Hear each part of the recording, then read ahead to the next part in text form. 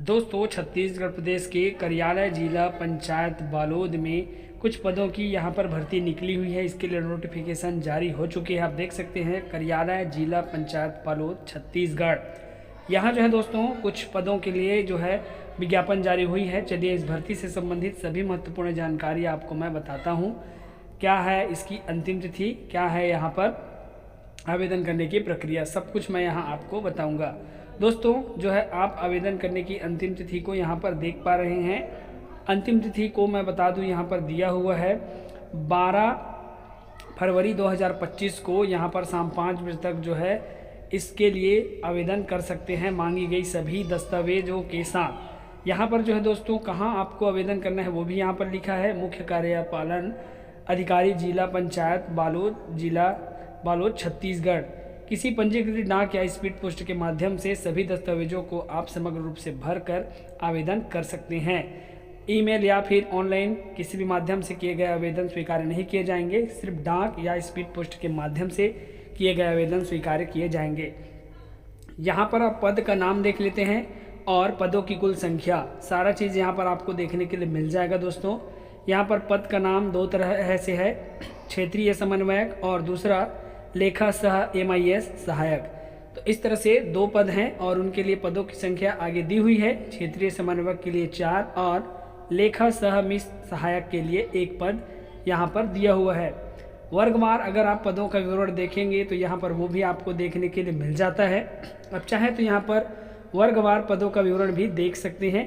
कुल 5 पदों की यहाँ पर भर्ती होनी है, देख सकते हैं कुल 5 पद। तो ये था यहाँ पर पदों का वर्गवार विवरण और कुल पदों की संख्या। अब मैं आगे चलता हूँ, इससे संबंधित जो शैक्षणिक योग्यता है दोस्तों उसके ऊपर थोड़ा सा नज़र डाल लेते हैं। क्या है इसके लिए शैक्षणिक योग्यता। आप यहाँ पर जो वर्गवार दिया हुआ है वो आप देख सकते हैं। तीनों वर्ग के लिए, चारों वर्ग के लिए अलग से दिया हुआ है यहाँ पर।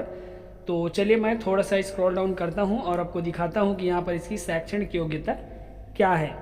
अब देख सकते हैं क्षेत्रीय समन्वयक के लिए जो शैक्षणिक योग्यता है दोस्तों यहाँ पर दिए हुए हैं। उसके पहले यहाँ पर 26,490 रुपया यहाँ पर इसका मासिक वेतन है। अब देख सकते हैं मासिक वेतन 26,490 रुपये है इस पद के लिए।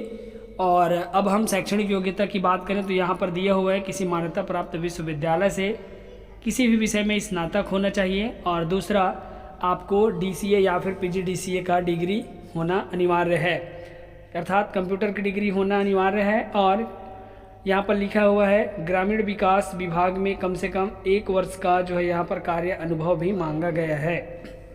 अब देख सकते हैं 2 शैक्षणिक योग्यता के साथ एक यहाँ पर अनुभव भी मांगी गई है। उसके अलावा यहाँ पर कौन कौन से आपकी डिग्री के अनुसार जो 100 अंकों का वेटेज रहेगा उस पर यहाँ पर जो निर्धारित अंक है वो यहाँ पर दी हुई है। तो आप इसको एक बार पढ़ लेंगे। इसका जो PDF है वो हमारे टेलीग्राम ग्रुप में आपको मिल जाएगा। आप हमारे चैनल को वीडियो के डिस्क्रिप्शन से ज्वाइन कर लेंगे तो वहाँ पर आपको इसका जो PDF है वो मिल जाएगा। लेखा सह MIS सहायक के लिए आप देख सकते हैं 23,350 रुपये इसका मासिक वेतन है। किसी मान्यता प्राप्त विश्वविद्यालय से वाणिज्यिक विषय में आपको स्नातक होना अनिवार्य है। इसके अलावा दोस्तों कंप्यूटर की डिग्री भी मांगी गई है और कार्य अनुभव 2 वर्ष का मांगा गया है। किसी शासकीय या फिर अर्धशासकीय या फिर शासकीय शासन द्वारा अनुदान प्राप्त किसी गैर शासकीय संस्था में कम से कम 2 वर्ष का कार्य अनुभव आपके पास होना चाहिए। साथ ही यहाँ पर जो अन्य इससे संबंधित जो जानकारी है वो भी मैं आपको दिखा दूँ। यहाँ पर देख सकते हैं आपको दिया हुआ है अंतिम तिथि। यहाँ पर याद रखेंगे दोस्तों आप जो है 12 फरवरी 2025 यहाँ पर ये अंतिम तिथि निर्धारित की हुई है। इसके अलावा दोस्तों इस भर्ती प्रक्रिया से संबंधित और भी महत्वपूर्ण जानकारी यहाँ पर लिखी गई है। मैं सबको नहीं पढ़ सकता हूँ, आप जो है देख लेंगे। यहाँ पर बहुत सारे पॉइंट्स दिए हुए हैं। आयु सीमा की बात करें तो आप देख सकते हैं दोस्तों न्यूनतम आयु सीमा 21 वर्ष और अधिकतम 35 वर्ष यहाँ पर निर्धारित की गई है। और आयु की गणना जो है 1 जनवरी 2025 के अनुसार की जाएगी, यहाँ पर ये भी दिया हुआ है। साथ ही दोस्तों यहाँ पर कुछ आवश्यक दस्तावेजों की भी सूची दी हुई है, आप इसको भी पढ़ लेंगे। स्थायी जाति आपके पास होनी चाहिए, निवास प्रमाण पत्र होना चाहिए, मेडिकल अगर आप जो है निःशक्त जन अर्थात आप विकलांग हैं तो आपके पास मेडिकल सर्टिफिकेट होनी चाहिए। इसी तरह से दोस्तों आपको समस्त फोटो युक्त जो प्रमाण पत्र है, अंक सूची, सारा डॉक्यूमेंट्स आपको इसमें संलग्न करना होगा और सभी जो है स्वप्रमाणित होने चाहिए। अगर स्वप्रमाणित नहीं होगा तो वो निरस्त कर दी जाएगी आपके आवेदन पत्र को। इसी तरह दोस्तों अब मैं सीधे चलता हूँ आपको आवेदन का प्रारूप दिखाने के लिए। आप देख सकते हैं दोस्तों यहाँ पर आवेदन का प्रारूप दिया हुआ है, यहाँ पर साफ लिखा हुआ है संविदा नियुक्ति हेतु आवेदन पत्र का प्रारूप।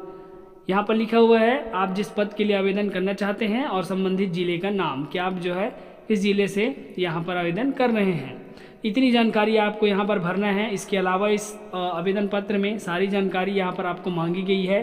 सबको जो है बिंदुवार आप फिल करेंगे और किसी पंजीकृत डाक या स्पीड पोस्ट के माध्यम से निर्धारित तिथि के मध्य दोस्तों आपको आवेदन करना है, तभी आपका जो आवेदन पत्र है वो स्वीकार किया जाएगा, अन्यथा आपका आवेदन पत्र अस्वीकार कर दिया जाएगा। उम्मीद करता हूँ इस भर्ती प्रक्रिया से संबंधित ये जो जानकारी मैंने आपको देने का प्रयास किया है उससे आप संतुष्ट होंगे। और अगर आप इच्छुक हैं इसके लिए आवेदन करना चाहते हैं तो आप निश्चित रूप से आवेदन कर सकते हैं। इसका जो PDF फाइल है वो आपको हमारे टेलीग्राम ग्रुप में मिल जाएगा। अगर वहाँ पर भी आपको नहीं मिलता है तो आप हमें हमारे व्हाट्सएप ग्रुप पर भी हमें हाय बोल सकते हैं, जिसका लिंक आपको हमारे लेटेस्ट वीडियो के डिस्क्रिप्शन में मिल जाएगा। आप वहां से हमें जो है कांटेक्ट करके इसका जो PDF है वो ले सकते हैं। ऐसे ही इन्फॉर्मेशनल वीडियो देखने के लिए दोस्तों चैनल को सब्सक्राइब करके बेल आइकन के बटन को ऑल नोटिफिकेशन पर सेट करके रखें, ताकि हमारे चैनल पर ऐसा जब भी वीडियो डले तो देखने के लिए सबसे पहले आपको मिले। मिलते हैं फ्रेंड्स एक और नए धमाकेदार वीडियो में।